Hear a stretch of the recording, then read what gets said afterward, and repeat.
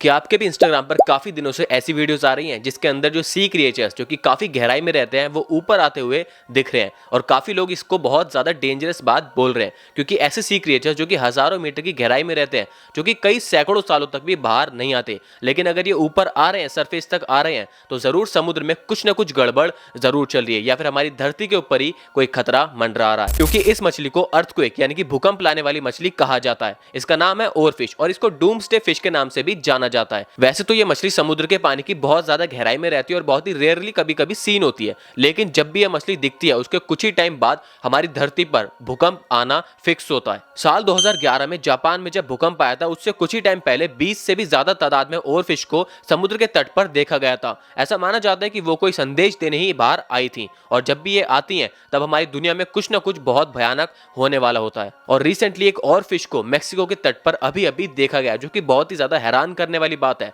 ऐसा माना जाता है कि ये मछली अपने साथ डिजास्टर लाती है और जब भी ये बाहर आती है मतलब कुछ ना कुछ भयानक होने वाला है। साल 2009 में दिसंबर से लेकर साल 2010 के मार्च तक काफी सारी तादाद में ओवरफिश को जापान के तट पर देखा गया था, जिसको देखकर लोग काफी ज्यादा हैरान हो गए थे क्योंकि ये मछली बहुत ही रेयरली सीन होती थी। और उसके कुछ ही टाइम बाद साल 2011 में जापान में अब तक का सबसे बड़ा भूकंप आया था।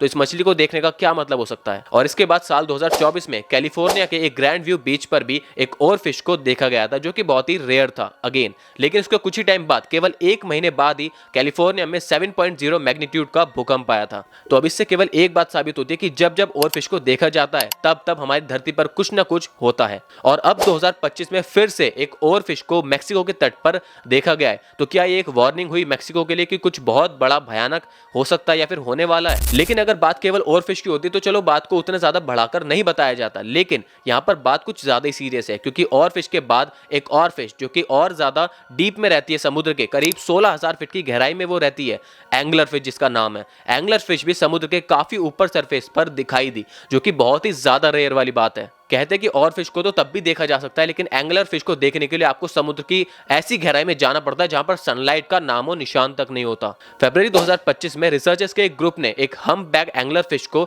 सरफेस के काफी ऊपर आते हुए देखा था जिसकी हालत बहुत ही ज्यादा खराब थी। और इसको देखकर सारे के सारे रिसर्चर्स हैरान हो गए कि ये फिश जो कि बहुत ही रेयरली सीन होती है कभी कभी, ये ऊपर कर क्या रही है। लेकिन उसकी हालत को देखते हुए उन्हें लग रहा था कि या तो इसकी हालत बहुत ज्यादा खराब हो गई थी, ये इस वजह से ऊपर आई, या फिर इसके पीछे कोई प्रेडिटर है। हम्पबैक एंगलर फिश को देखे जाना बहुत ही रेयर बात है क्योंकि इसको ब्लैक सी मॉन्स्टर के नाम से भी जाना जाता है जो समुद्र की बहुत ही ज्यादा गहराई में पाई जाती है और ये बहुत ही रेयरली डार्क सी से बाहर आती है। लेकिन जब तक रिसर्चर्स इस बात का पता लगाते कि ये आखिर बाहर आई क्यों है और किस लिए आई है, उससे पहले ही इसकी हालत इतनी ज्यादा खराब थी कि ये मर गई। और इस इंसिडेंट के बीतने के कुछ ही दिनों बाद फरवरी में ही एक black sea double angler fish समुद्र के काफी ऊपर दिखाई दी जो कि 15,000 फुट की गहराई में रहती है। और इस फिश को देखने के बाद जितने भी सारे रिसर्चर्स थे वो सभी के सभी कंफ्यूज हो गए कि हमारे डीप सी क्रिएचर जो कि हजारों मीटर की गहराई में रहते हैं ये अचानक से समुद्र के इतने ऊपर कर क्या रहे हैं। हम्पबैक एंगलर फिश भी करीब 6,000 फीट की गहराई में रहती है, लेकिन black sea double angler fish करीब 15,000 फीट की गहराई में रहती है जो कि बहुत ही ज्यादा रेयर बात है इसे ऊपर दिखाई देना। और ऐसा बोला जा रहा है कि 2025 से पहले हिस्ट्री में आज तक कभी भी black sea double angler fish को कभी भी इतना ऊपर नहीं देखा गया था। ये पहली बार है जो इसको हम रिकॉर्ड कर पा रहे हैं। और फिर से वही बात आ जाती है कि 15,000 फुट में भी रहने वाले सी क्रिएचर्स अगर बाहर आ रहे हैं तो समुद्र में जरूर कुछ ना कुछ बहुत ही बुरा हो रहा है। पुराने किस्से कहानियों में ऐसा कहा जाता था कि समुद्र के अंदर एक बहुत बड़ा सी मॉन्स्टर छुपा रहता था जो कि पूरे के पूरे कॉन्टिनेंट से भी बड़ा होता था और अब वो शायद मूव होना शुरू हो गया है, जिससे बचने के लिए डीप सी क्रिएचर्स अपनी जान बचाने के लिए बाहर आ रहे हैं। और इसके बाद तास्मानिया के बीचेस पर 150 फॉल्स किलर वेल्स अचानक से समुद्र से बाहर आ गई बीचेस पर।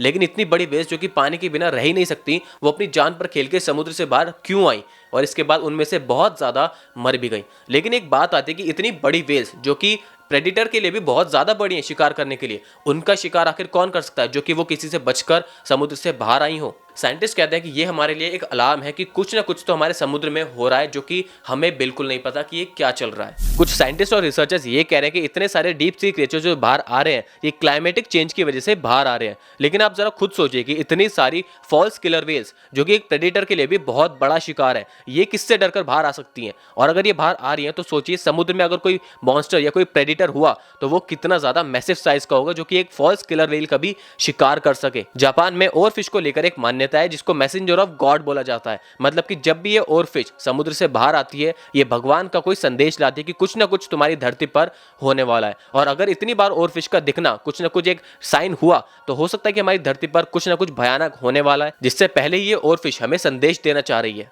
देखो, अगर आपने कभी ध्यान दिया हो तो जितनी भी बड़ी बड़ी चीजें होती हैं वो समुद्र से जुड़ी रहती हैं। अगर कोई नेचुरल कैलेमिटी आने वाली होती है तो उसका सबसे पहले पता समुद्री जीवों को लग जाता है। तो कुछ ना कुछ एक डीप लिंक तो जरूर है समुद्र का हमारी धरती के साथ।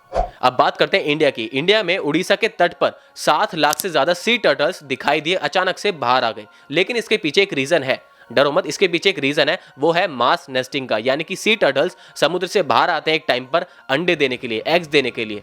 और इससे पहले 2023 में भी उड़ीसा के तट पर 6,37,000 टर्टल्स बाहर आए थे। लेकिन अचानक से 2024 में इनका एक भी नामो निशान नहीं मिला था, जो कि बहुत ही अजीब बात थी। लेकिन 2025 में इनका दिखना इनकी स्पीशीज के लिए काफी अच्छी बात है। तो इन टर्टल्स को देखकर तो कोई भी डरावनी बात नहीं लग रही, क्योंकि एक नॉर्मल प्रोसेस है जो कि हर साल होता ही रहता है। लेकिन डूम्सडे फिश और फिश जिसे कहते हैं, और उसके बाद एंगलर फिश का दिखना, उसके बाद फॉल्स किलर वेल्स का इतनी ज्यादा तादाद में मर जाना, ये जरूर कुछ ना कुछ एक बड़ी मिस्ट्री है जो कि कभी भी सॉल्व नहीं हो पाएगी अगर ऐसे ही चलता रहा तो। ऐसा नहीं है कि डूम्सडे फिश दिखाई नहीं देती, ये करीब 36 फीट तक लंबी हो सकती है और बहुत ही बड़ी हो सकती है। लेकिन ये केवल अपनी मर्जी से केवल तभी बाहर आती है जब कुछ ऐसी नेचुरल कैलेमिटी आने वाली होती है। लेकिन जितने भी साइंटिस्ट होते हैं वो बिल्कुल भी इस बात पर एग्री नहीं करते कि कोई फिश भूकंप के बारे में बता सकती है। लेकिन जितनी भी पुरानी एक्टिविटीज को अगर देखा जाए, अगर पास्ट में जाया जाए, तो डूम्सडे फिश का अर्थक्वेक के साथ एक जरूर कुछ रिलेशन तो जरूर है।